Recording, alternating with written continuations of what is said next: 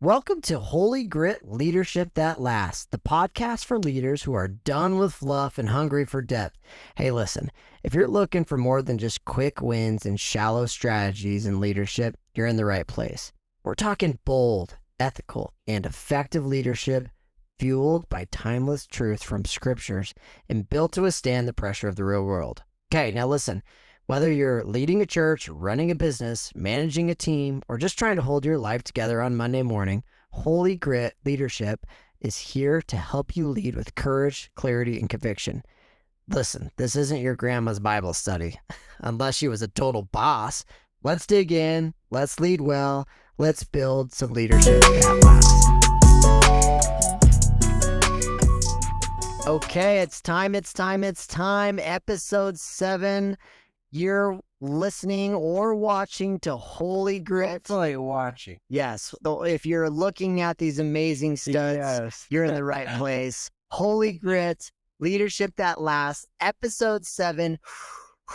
Take a deep breath, everybody. Discovering Judas, how to recognize and deal with toxicity. This is going to be a loaded episode. Yes, we are going to talk about the elephant in the room. We're going to talk about the black mark on your face, the spinach in your teeth, how to recognize and deal with toxicity. First of all, Matt, how you doing today? I'm doing well. Doing okay? Yeah. Backwards hat on. You're ready to go? Yeah. I just felt like sometimes I got to be cool and sometimes I got to be school. So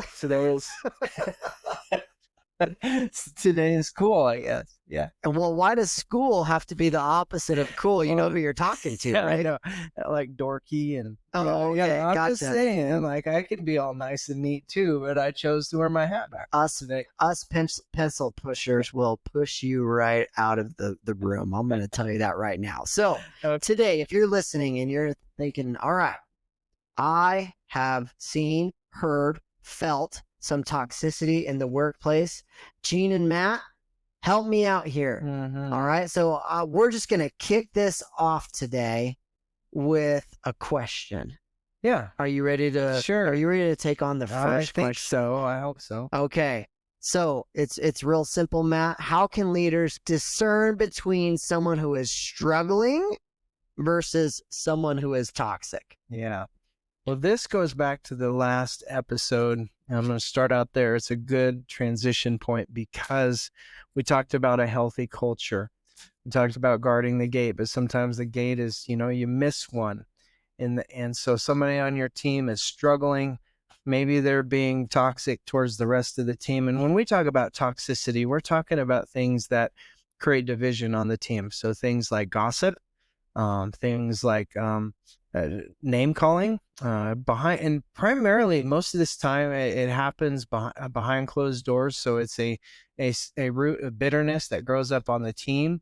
Ooh, and pretty soon what happens is, one person gets a little bit bitter about something. And what happens is they begin to believe the worst about others on their team or the leadership. And so they start chattering behind closed doors. And what happens is that this cancer is birthed, and that cancer grows and cancer kills, right? Yes. And it spreads very quickly. And so how do you discern if someone is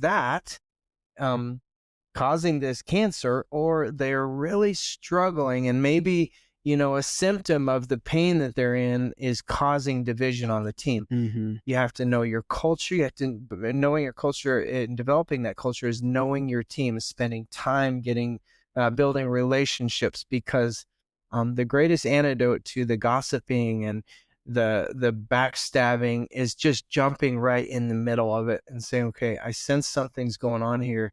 What is it? And finding out what's going on in that person's life, let them know that you care. Yes. And to be honest, I think this one isn't as hard of a throw to hit, a pitch to hit as you think. If you're a leader and someone is very consistent, always just a ball of fire and energy, but they're having an off day and they are yucking it up, in terms of how terrible this person was today, I think it's okay to say, hey, are you okay? Yeah. Are you all right? that is someone who is probably, we can recognize someone who is absolutely maybe just struggling for the day Yeah. versus the consistent. I think toxicity shows layers of consistency sometimes.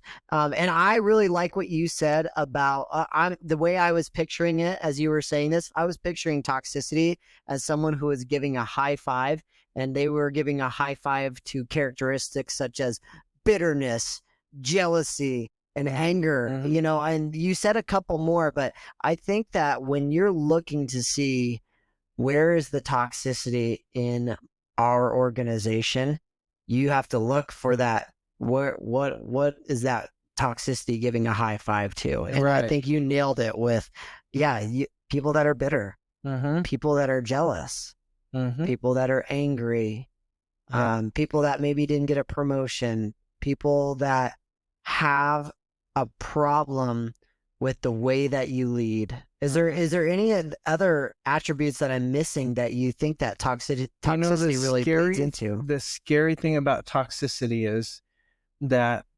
sometimes the toxic person goes undetected for long enough that they create a big enough division. So one of the characteristics of someone who's toxic sometimes is that they're great leaders. And what I'm saying by that, not like great leaders in the sense that but they're good leaders. They're just leading in the wrong direction. Okay. And so they're leading other team, that part of your team, to go in a different direction. This happened to me in around 2020 in our church. We had a praise team, and they were being led by an individual that was, his life was was a lie. It was a fraud. And he was a very good leader. He was leading them away from the leadership of the church. Yeah. And there were like 12 people on this praise team. Every single one of them is now gone because he was such a good leader. Like, they were trusting everything he said, and he was leading them away in a bad direction. And they were being led into bitterness, to anger, into mistrust of the leadership. You just see what that toxicity does and how it spreads. And it was the downfall of this entire praise team. Right. And it's so dangerous and toxic. But, once that toxicity is there, sometimes the best thing is for the whole thing to go away. And so you can rebuild. Yes. And then speaking of, just toxicity, it comes in different flavors, right? So every Judas wears a smile sometimes as well. So, where people will look at you and shake your hand and tell you're doing a great job, and then their actions don't mirror what their words, what they just said to you. And so that betrayal often walks in very familiar shoes. Sometimes it's the person that's your assistant. Sometimes it's the person that you trust the most in the organization that is leading you down a pathway that you are just astonished and amazed that, how could this have gotten that far? Well, that's part of the title of our episode here, is Discovering Judas. Like, we need to find out, like, who is this Judas? And there's some certain things that I really think are important when you talk about finding, making sure that your team is healthy. This is part of it, is guarding the gate when you're hiring. And if you miss one, no, nobody's perfect. But finding out, okay, Lord, would you open my eyes? Discernment. So it's not one of my spiritual gifts, discernment. But I have people on my team now in the hiring process that have the gift of discernment, and they know the questions to ask. Their instincts start to, raise up when they hear certain things. And absolutely. And that's something that, it's prevalent and everywhere. So I don't care what organization, you're eventually going to have someone or something just leach into your system or organization or even your family, and you're going to recognize this has to be corrected or go.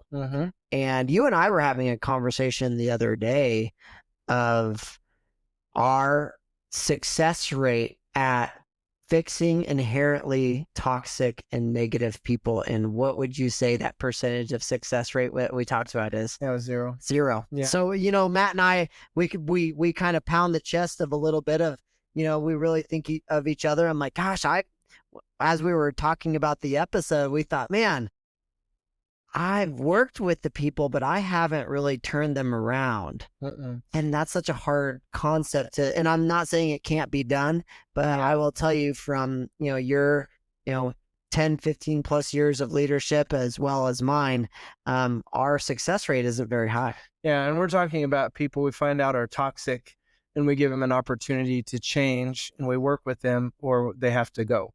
Yes. And I've had some of those where, we've had to give them a performance improvement plan. Yeah. Absolutely. And that's where Jesus washed Judas's feet, right? Not because Judas was good, but because Jesus was good. And as a leader, we don't get into leadership to fire, right? That's not the job. In leadership, you're in the improvement business. So when you recognize and see toxicity, you have to address it. You have to just pour into those people. But it's a lot harder to change someone who doesn't want to be changed. That's Would right. you agree? I think you have to give them a period of time, which when we've done this, we've done, 3 months. Okay, here's where we need to see you in 3 months. We want to see these markers met. And usually, 100% of the time so far, it hasn't worked out. They've done well for like 2 weeks and then boom. It's because people, you never hear someone say, I'm a toxic person and I have a problem. You just don't hear that. It's, the reason why I'm so bitter or jealous or angry is because of this. And which kind of leads me to my next question is, why do we hesitate to confront toxicity in either the spiritual workplace or the leadership setting? Why do you think it's just we hesitate? Well, sometimes it's a lot easier just to kind of sweep things under the rug and pretend they're not there. That's such a dangerous place because you're sweeping bombs under the rug, and pretty soon that floor is going to explode and destroy the house. And so it's easier not to confront. It's just I don't like having to deal with that kind of thing. Nobody does, but I think there's another book I'm going to reference. It's Sticky Teams by Larry Osborne. So such a good book. He says, most churches are too quick to hire and too slow to fire. Like there has to be accountability. Just because you're a church organization doesn't mean that you don't hold people accountable. And it only took us 10 minutes into the episode to say the F word. Fire, right? And so, hey, easy now. Some of you at home, the F word, yes, the other F word is fire. And confronting toxicity isn't betrayal, right? It's stewardship. You have to do this. You have to disciple people through their emotions when they are such a negative impact, because what does a toxic substance do? It gets into other things. Like, what is it? Like a quart of oil can ruin an entire ship's water supply, right? Just a little bit of toxicity can spread and poison the entire culture of an organization. And it will, and it does. And so when you don't confront that, then you are neglecting one of the very first things that you sign up for is protecting all the guardrails you have put in place. And so that's kind of some things. Like, what are some lessons that we can learn from how Jesus interacted with Judas? So when we have these toxic people and they're on an improvement plan, and it's, how should we react with them? Like, how did Jesus react around Judas? That's something that I've always been amazed with. Like, obviously Jesus, God, is patient and perfect, but here's a guy that's about ready for 30 pieces of silver to turn him over. And but how did Jesus do? Jesus knew that Judas would be the betrayer. He knew that he would be indwelt by Satan eventually, and so yet he still loved him. He included him. He served him. Judas had every opportunity to turn from his evil and turn to Christ and follow him, and he didn't do it. And one of those opportunities is recorded in the Gospel of John, in John chapter 12. Jesus is sitting at this table, and Mary comes in, and she pours perfume on his feet and wipes his feet with her hair. And here's a powerful moment. But one of the disciples, Judas Iscariot, who was later to betray him, objected. why wasn't this perfume sold and the money given to the poor? Sounds like a really good thought, doesn't it? Yeah, Like, very rational, right? yeah, We can do a lot more things and better just things. because something is rational and seems right doesn't make it so. Mm-hmm. Because Jesus was going in a different direction. And when we go in the opposite direction of our leadership, in this case, it was Jesus and his disciples. It doesn't matter if you're Peter or Judas, Jesus will bring correction. We have to bring correction. Remember what Jesus said to Peter, Satan, get behind me, when Peter's like, you don't need to go to the cross. And the same thing here. Jesus corrects Judas, and he says, why wasn't this perfume sold and given to the poor? He said it was worth a year's wages. He did not say this because he cared about the poor, but because he was a thief. Yeah. A keeper of the money bag. He used to help himself. Came from a bad place. Yeah. That's what's going on behind the scenes. We don't often see that, but we can find those things out, and we have to ask the hard questions. Asking the person who's objecting to your leadership in front of others, maybe to cause division, or talking behind you and you find out about it. You have to say, what did you mean by that? And are we going to talk about this? And so this is perfect, because I wrote this down. Not every critic is toxic, but every toxic person is eventually a critic. Yep. So when you're getting criticism from people in your organization, you have to have some good discernment as to where this is coming from. Yeah. Where their heart is. I like what you said there, because I've heard a lot of people say when someone says something passive aggressive to you, great leaders will pause and look at the person and say, can you say that again? Yep. And you'll notice someone who is toxic squirm in these events, right? Could you repeat yourself? And what did you mean by that? Yeah. When you said, well, if only we had someone who can motivate someone, and you can pause as a leader and say, well, what did you mean by that? And so when you see and feel toxicity, it's best, I believe, to handle it right in the moment. When it's happening, if it's in a one-on-one setting, I mean, if you're in a group setting, then it's okay to, kind of wait and criticize in private. But when you see it and hear it, sometimes it's best to see someone's heart by allowing them to either clarify or justify. So those, I like that. I've never heard that approach. That's really good. Yeah. So a lot of times, I'll be saying something that might be hard to digest, and someone's initial reaction is not to listen to understand, it's listen to critique and just be upset. And so I tend to follow along, and I'm blanking on the name of who taught me this, but it's basically how leaders react. And so how leaders react to toxicity is with calmness, with poise, and with patience. And you can say something, if you said something to the effect of, well, our organization doesn't do good things because we're pretty cheap. And then I can say something to the effect of, can you elaborate on how we're cheap? Yeah. And if someone says, oh, no, I meant that in a good way and everything, and I meant that means like we're conservative with our money, and I say, well, did you mean to purposely, say that to get a jab at someone in this room? No. And you'll see them start to backpedal, right? And so that's a way that leaders can, through questioning, bring to light this toxicity that's in the room. And so, and not that this happens often, but that is something that I have practiced, is when you encounter toxicity, ask questions. Yeah. And in doing so, you're also protecting the other staff members, because this person, if they're attacking you, they're going to attack other people too. Then that's why Jesus said to Judas, leave her alone. Yeah, that's exactly, leave her alone. And we have to protect our staff, because toxicity, it destroys. Yeah. Matt, I have a question I didn't put on the list, so I'm going to put you on the spot here, because you just made me think of it.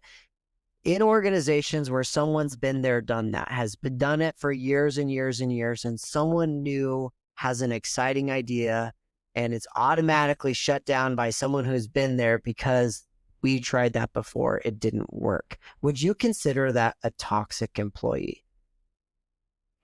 This is a hard question. Yeah. Someone who just says things to the effect of, that'll never work. We've tried that before. I don't know that it would be toxic. Maybe it's just someone who's been there a long time and has worked really hard and has done a pretty good job. If they've been there a long time, like there's somebody you've kept around. I don't know that that's toxic, but it's certainly something to confront, and it certainly can be toxic. One of our principles in New Hope is we always say we want to let the young eagles fly. So the reason for that is that they're never going to learn to fly unless you let them spread their wings, you know? And if the old eagles are doing all the flying and they're leading all the committees and they're leading all the boards, like there's never going to be any new leadership. It's always going to stay the same. And so it's important that we let the young eagles fly. And so, yes, that can be toxic, and it's actually something that kills churches. Churches that grow old and never change will die because nobody wants to go to a church that's stuck in a tradition. Tradition is something Jesus confronted in the Pharisees and the Sadducees. It's about faith in Jesus and Orthodox faith, all of that, yes, but tradition kills. And so what we call it, let your excitement fly. So when we have staff come to us with an idea, as long as it's not going to wreck the whole, foundation of what we do, we tend to get to say yes a lot to excitement and to passion. And sometimes there's some things that come out of that that's such a positive. Oh man, I didn't know what I was getting myself into. We better go back to this. But that's something that I always challenge organizations is to, when excitement enters the room, don't be the first one to close the door. That's really good. Yeah, because we want to leave that door open for that excitement, because excitement breeds excitement, which breeds into people jumping on a team, and which then develops trust and credibility. Now, if you're really excited about a really stupid idea, that is a completely different podcast. But at some point, it's okay. And that's why we have Let's Poke Holes time and our excited idea. I said that in our previous podcast, but that's part of our norm is when we're excited about something, we have a Poke Holes time to where you get to defend your excitement. And it's fun.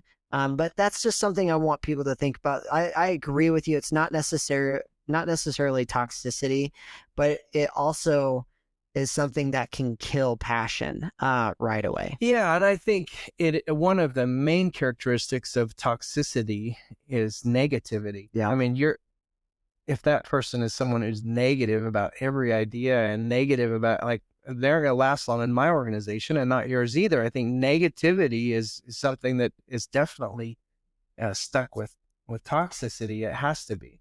So then the next question really is, how do you protect your heart from becoming jaded after betrayal? So toxicity is some form of betrayal, right? So it's some form of, hey, I did something and now you know it. How do you protect your heart from that? Just becoming like, I'm done with you. I never want to speak to you again. Well, I would even say, we were talking earlier about the fire thing, and that's not a pleasant situation for anyone to be in on the giving or the receiving of it. And so someone who's toxic is someone who really needs Jesus. They need hope. And so looking beyond the symptoms of their pain and their woundedness and their lashing out or causing division, this is so important. It is easy to become jaded. There are things that I now am very cautious about because of some situations that I've been involved in. It's harder for me to trust. And I think as a leader, that's healthy in some ways. We trust, but we also verify. We don't just say blindly, yes, this is the greatest person in the world. I think over time, we're going to see, is this person bearing the fruit of the Spirit? Are they really a team player? And not getting so like jaded or overly confident that everyone is wonderful or that everyone is bad. I think we have to trust and verify. Well, and think of it this way. You can forgive someone and still remove them from your inner circle. Absolutely. Right? I forgive you, but I also am going to approach you with a little bit of understanding that you are not in my inner circle anymore. Right? There's a lot of things that I have done that I trust that, in you, and I confide in you when I say you're in my inner circle. But if you were to breach that trust, right, I might be a lot more hesitant to come to you and confide in you. Some of the inner guts of what's going on. In Titus 3:10, it says, warn a divisive person once, then warn them a second time. After that, have nothing to do with them.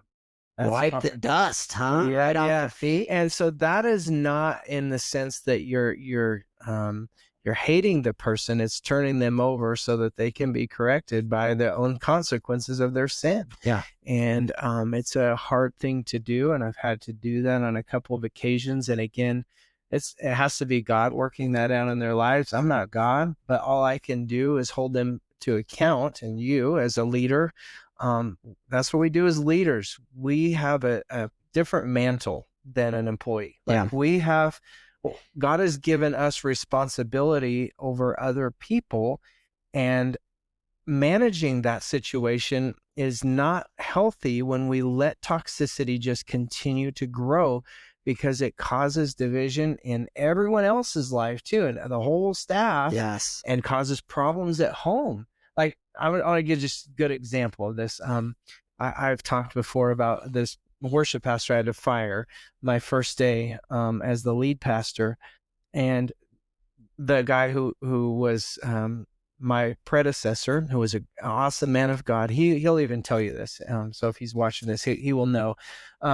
He will say, I should have fired him a year ago.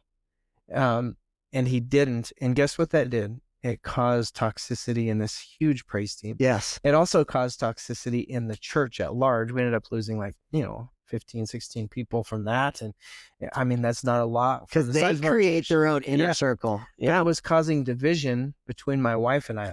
Yeah. It was that bad.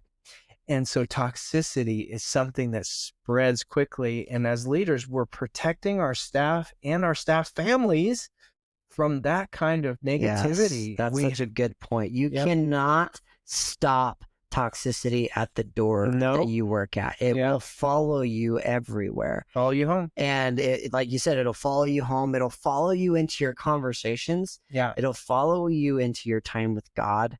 It'll follow you into your time with your children. And I've noticed this is when I have a toxic situation happening, and my kids are excited to see me, and they're talking to me about their day. I am short. I can't concentrate on what they're saying. Yeah. And so that makes me a worse everything, a worse dad, a worse leader, a worse husband. And so that's something that we all need to understand, is that there's a reason why it feels like betrayal, because it is. It is. It absolutely is. When someone is purposely saying something to harm your decisions, making your reputation, what you're trying to do, and they're not saying it in a productive, helpful manner to your face, that's betrayal. I don't care what you say that is betrayal of your organization. And then you have to develop a little bit of cojones or courage as a leader to say, okay, it's time. We need to have the conversation. There needs to be a cease and desist. There needs to be a hard stop on this. Okay, so let's talk about that. When you find out, let's say, Gene, you find out somebody in your world is gossiping behind closed doors and created some division. What's your first step? What's your second step? Sure. So always the first step is to get them in a room one-on-one. And then you structure what I call our hard conversation structure. You tell them the exact reason why you're here. Thank you for your time, for coming in. Today, I want to bring to light all of the ways that you have been a negative impact on this organization with others and now with me. And what I want from this conversation, and then you kind of, you put hope into them. What I want is a good understanding as to why you're saying these things, so we can come to an agreement of resolution. So that way, when we both leave here, it's done, it's over with. But I'm not flowering it up. I'm not saying that it's okay. I'm saying the words and emotions that is being felt, not just by me, but by everyone. Yeah. You're making people feel uncomfortable. You are doing, and I know it's a lot of you words, right? The way that you are speaking to others is unacceptable. And here's the reason why. And those are so difficult, especially because sometimes these people that are displaying toxicity are your closest confidants. That's the crazy thing, isn't it? Yes. Like this one that I talk about, something like, I love him. I genuinely, to this day, there's parts of this guy, like I miss him. And he was a great person, but it was toxic. Yes. It wasn't real on his side. It was a fraud. And that's time has fleshed that out. It's very sad. And I think, like you said, it's sometimes someone that you don't think would ever do that. And that, is probably really an episode we should consider, is like, how do you, determine your inner circle? How many friends can you have in the leader spot? Like, it's hard. It is. And so you have to really make sure that the people you're confiding in are people that you really do trust. Yes. Yeah. And it's such a difficult concept to be able to say to someone as a leader, you're doing something wrong and it's impacting others, because it's a fight or flight mechanism. When you're having that conversation, I'm either going to fight my way out of this or I'm just going to leave. And that is kind of what it is in a lot of elements. But one of the main things that I want to encourage you as leaders, when if you're experiencing toxicity anywhere, is to sit down, be direct, and explain how you can come to a resolution. A lot of it's just never do this again. Yeah. And sadly, if it's someone who's truly toxic, it really is a miracle of God for that to turn around. And here's something that so as Christians, that I see that toxic people do all the time. They weaponize what you're trying to do and where you're trying to go against you. Well, I thought that you're trying to instill hope. And I don't feel very hopeful. For us, it's, I thought we're all trying to build a culture of confidence, and this isn't making me be very confident. And they try to weaponize what you're trying to do with your passion and purpose against you. And that's where I see toxicity come out the most regular. Is I'll have an upset, maybe staff member come through, or even a parent, and they'll weaponize what we try to do against just to win their own situation, as opposed to looking at it as, a big picture and understanding. I've actually gotten this direct quote: "I thought you were supposed to be a Christian. Oh man, how dare you?" And so, by just making a decision and then using my Christianity against, me, it's basically saying you're a bad Christian. I'm like, well, that's kind of the point of Christianity, is we're all flawed, and that's why I need Jesus. Not that we're perfect. And so, but it's really, really interesting, the levels and layers of toxicity that people can display. And here's the other thing I think we need to make sure that we say about this whole episode. Is not everybody who disagrees with you is toxic. If you're going to start calling everyone on your staff who has a critique or something different to say, you need people on your staff to challenge you. Absolutely. And so we got to make sure that we're not calling everybody toxic. And you just because someone disagrees with you doesn't mean they're, a bad person. We have to, the difference is the tone, the attitude, the backstabbing, that kind of stuff. It's where their heart is. Right? Where is it coming from? Is it coming from a good place or a selfish place? Sure. Is it coming from, I really want to know and I care about improving? Or is it coming from, I really can't wait to get one on you? Right. Yeah. That's, we just have to be careful with that, because it could be easy and tempting for a leader who has a lot of influence to say, this is a toxic person because they disagree with this idea. Yeah. And So, and I know you have written down, like, no one wants to be a part of a divided team, right? yeah, That's not anyone's goal when you walk into an organization. It's like, can't wait to be on this side, team this, and not team that. yeah, And that's such an important point, because one bad battery can drain the whole device, right? And understanding that a single person can sap the energy, the morale, the productivity of an entire team.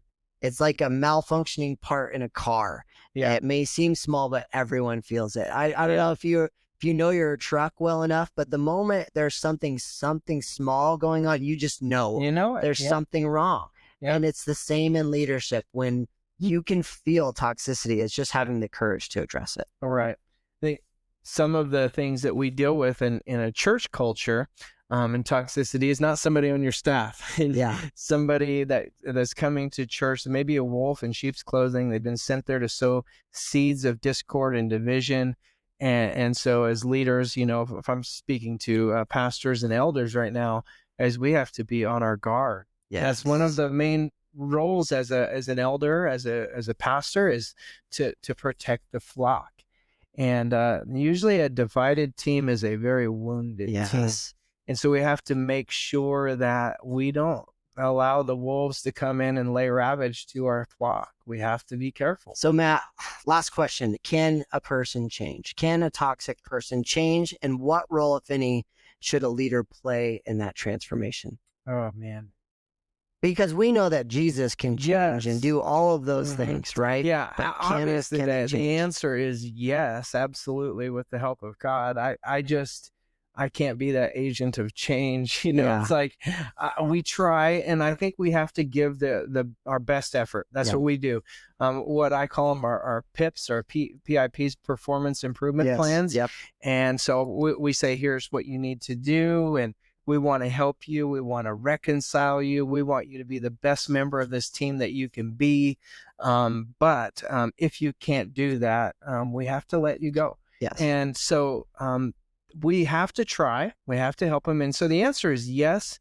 And the answer is the way that I fleshed it out is like, I haven't had an experience where it's worked. Yeah. And so I think we just have to do our best and put it into God's hands and pray for that. And so let's just speak to someone who maybe this is like stirring something like, am I a toxic person on my team? Well, I think that right there, if you're asking yourself that question, says that you're not toxic. Is you care. Yeah. You really want to do the right thing. You're humble. And that's one of the fruits of the fruit of the Spirit, right? Humble. Yes. And so you're like, yeah, I need to examine my life to make sure I'm not that toxic person on my team. And so I think humility has to be the biggest marker of that. But also as a leader, we need to ask that God would give us discernment. Yes. To recognize the Judas with a smile, because the Judas with a smile is so dangerous for our teams. And I'm just gonna say it courageously. Sometimes you have to fire to forge. Mm-hmm. Just as metals refined by working to improve impurities, healthy teams grow stronger when healthy and strong leadership takes control of toxicity. Mm-hmm. And so understand that might mean removing someone from your organization, from your inner circle, from your team. I know it's probably, we're running a little bit long here, but I think it's so important. Yeah. I think when you cut off bad limbs on a tree, or you cut off bad fruit, Jesus uses this illustration. Yeah.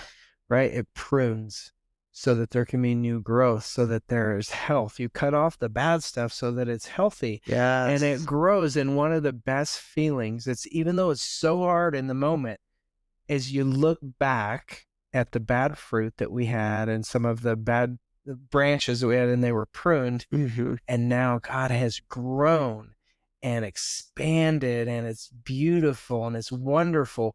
The peace of God that's in the health is so, so good. And Oh, I that's what love people that. want to Yeah. be a part of. Yeah, absolutely. Yeah. And then, just like a forest fire Yeah. leads to more lush ground, right? Yes. And then it happens. And when you're in it, it sucks. When you're in it, it's not a good feeling. That's Yep. when you're losing sleep. That's when I'm coming to you saying, I'm Yep. struggling, my friend. And as leaders, guys, you don't have to deal with toxicity alone. Have an inner circle. Yep. Go to people that you trust, and you're going to need to talk to people about this, because one, you'll get great ideas. You'll get a perspective, right? Because sometimes when we're in that realm of, oh my gosh, you need perspective settled on you, and it's usually not from your own mental process. And you need someone else that can see a little bit from outside and say, you're fine. But also maybe you might need to get rid of that person. Well, and to give you a 30,000-foot view, you can't really see things when you're right up in close and personal. It's hard. Like I can't tell you if that water bottle's right up to my eyes. I can't say, oh, this is for sure a water bottle. It's a piece of plastic. But I zoom out, I can see, oh, that's a water bottle. That's water. And a friend will help you to zoom out and say, here's what you've got going. Yes. And so, this has been one of my favorite episodes because it's hard to talk about, but it's a realization. You can't be a leader without experiencing this toxicity at some point in your leadership journey. I'm sorry. I keep having a lot of things to say. I love it. Keep going. Yeah. Keep cooking, Matt.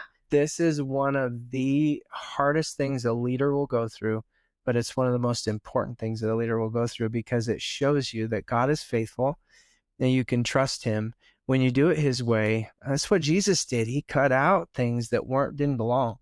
And then it grew. And that's what we have to do as leaders, is we have to follow the Lord in these things, and God will take care of us. He'll show us the way, and it teaches us to trust him. Yeah. Well, that is the best well said that I think that we can leave you with is when this happens, to trust him, then trust your inner circle, pray, and then be brave. Yeah. Be courageous. Make it happen. Yeah. Make it happen. So remember, not every handshake means loyalty. So just like Judas shared meals while hiding motives, toxic employees or team members can perform well on the surface while quietly undermining the culture. So it's crucial to pay attention to patterns, not just appearance. So as you're going about your week, the next couple weeks, pay attention to patterns, but then be hopeful. Talk to someone, definitely talk to God. Yeah. Understand that even Jesus had betrayal and toxicity in his group. I mean, he knew about it the whole time. We might not. Yeah. But we hope you enjoyed episode 7, Discovering Judas and how you can recognize and deal with toxicity. We hope you have a great day. God bless. God bless, everybody. See ya. Bye. Hey, thanks for listening to our podcast today. If you would like, please subscribe, rate, review, give us all the butterflies you can. We appreciate you. Thank you, and God bless.